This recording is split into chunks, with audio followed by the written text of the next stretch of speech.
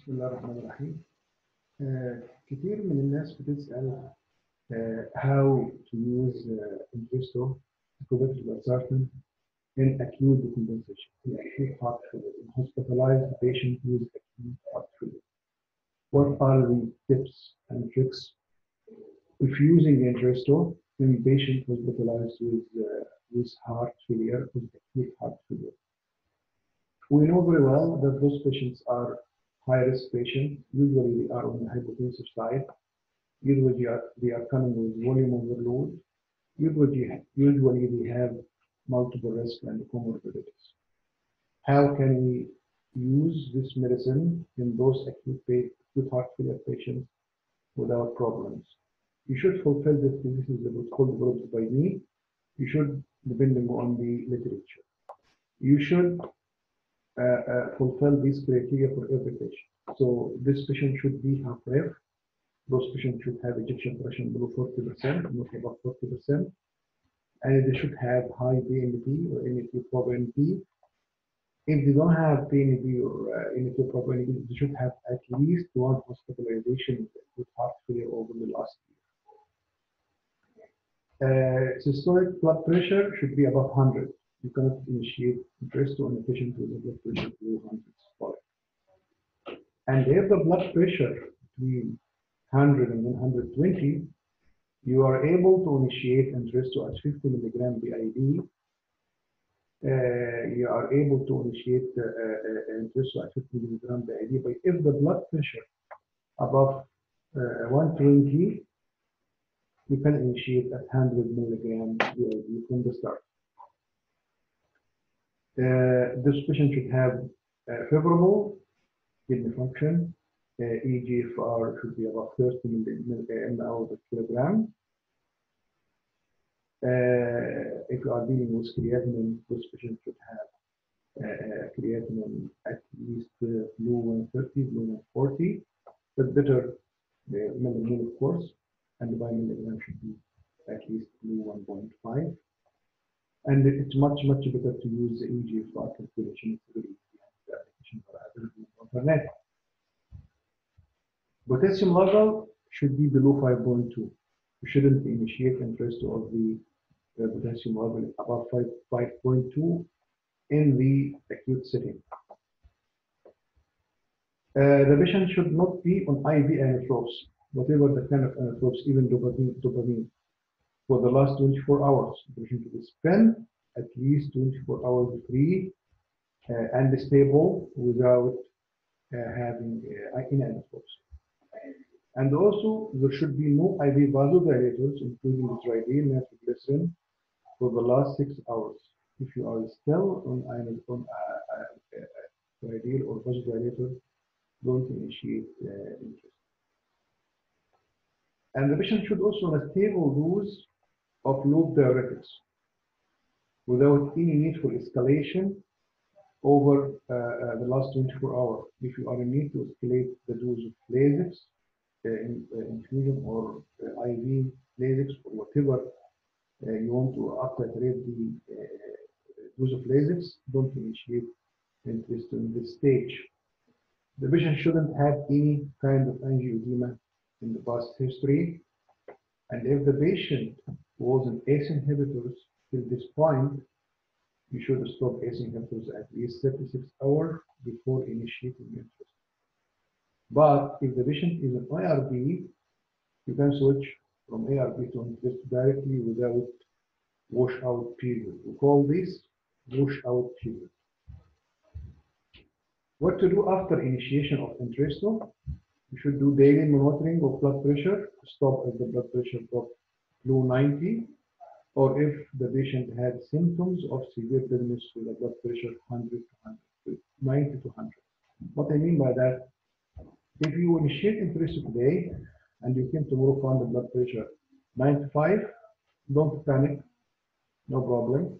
But if the patient still to have dizziness and start to be dizzy or standing or pressing cope with a blood pressure between 90 and 100, you can stop as well. But if any blood pressure above 100, even with dizziness, you shouldn't stop the medicine. Try it one more days, more couple of days.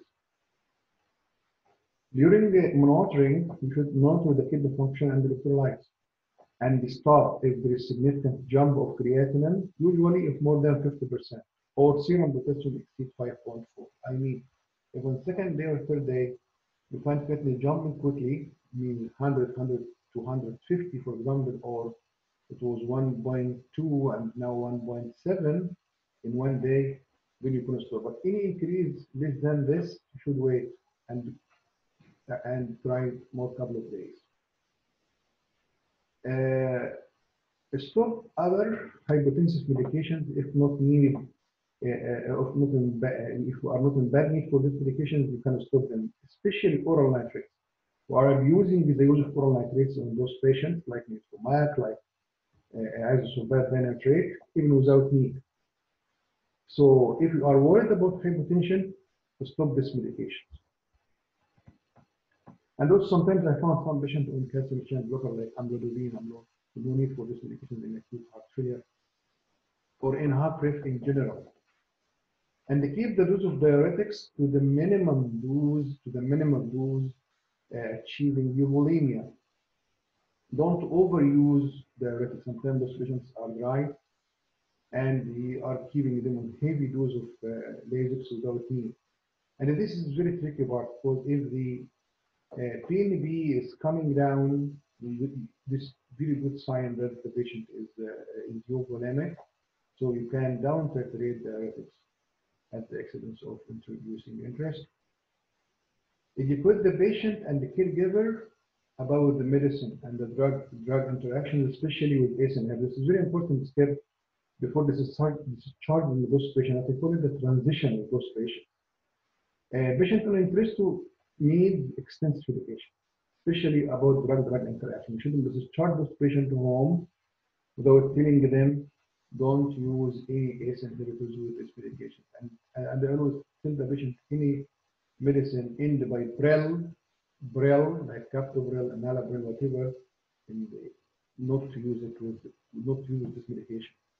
Because sometimes, unfortunately, even some doctors, non-cardiologists, are not aware by this medication. And then the patient gets discharged at home, and he asked him, why you stopped the antihypertensive medication? You should be back to your Azapril or your captopril, cabotin, whatever, and this is a disaster. So better to inform the patient himself and inform his son or his daughter, whatever, whoever the caregiver for him.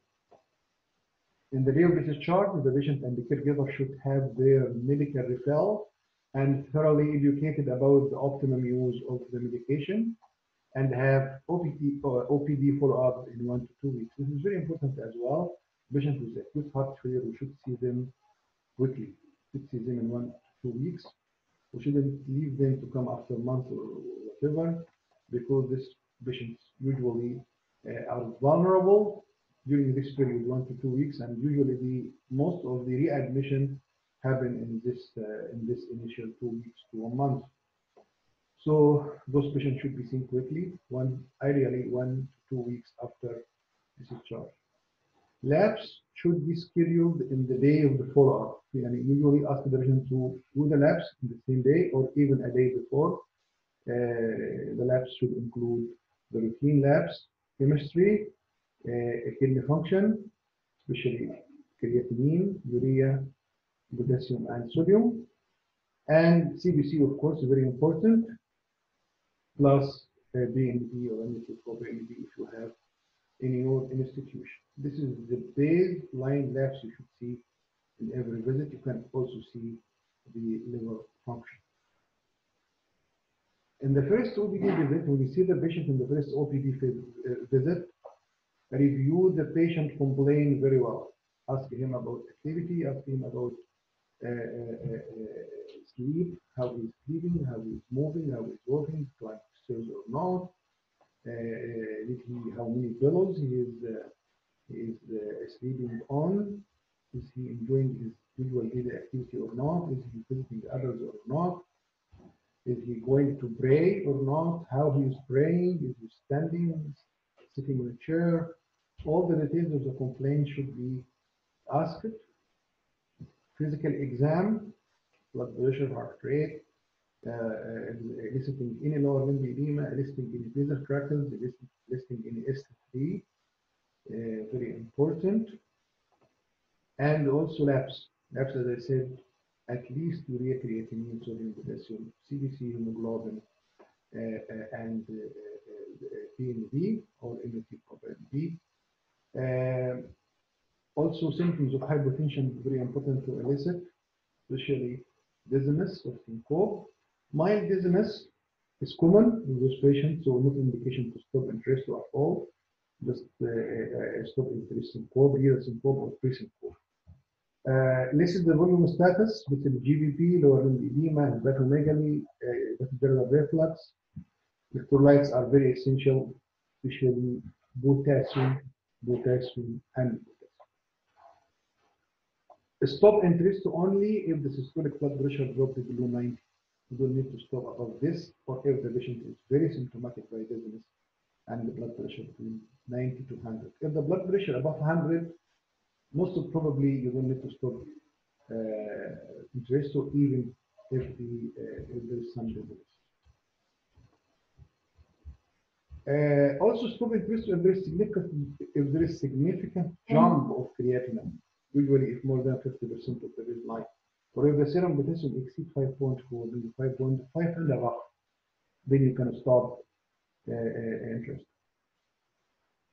Number two, in this visit, consider to stop oral nitrates, don't forget this, and other unneeded hypertensive medication like hydralazine, calcium channel blocker, sometimes alpha blockers like Omnic, for example, Cardora. All this medication should be stopped because the mortality benefit of Entresto is much higher than this kind of medication, especially if no compelling indication for their use.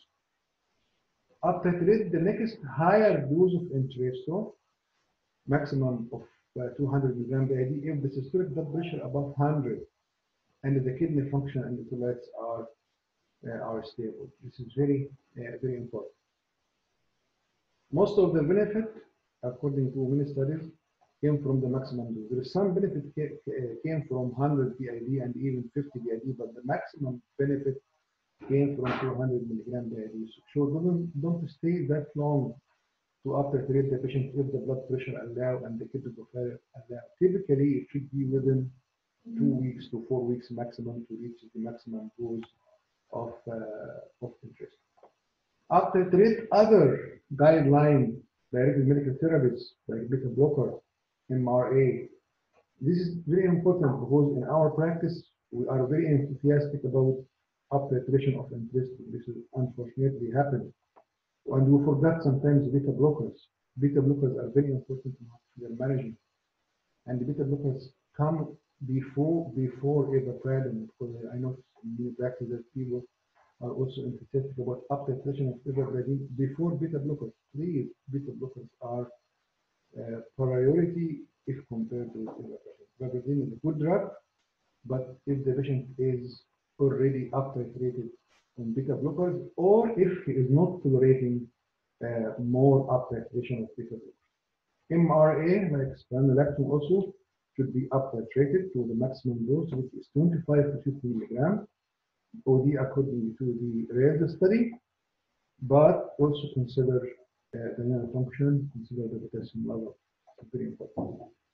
If it's better not to do more than, usually it's better not to do more than one uptitration in a single visit.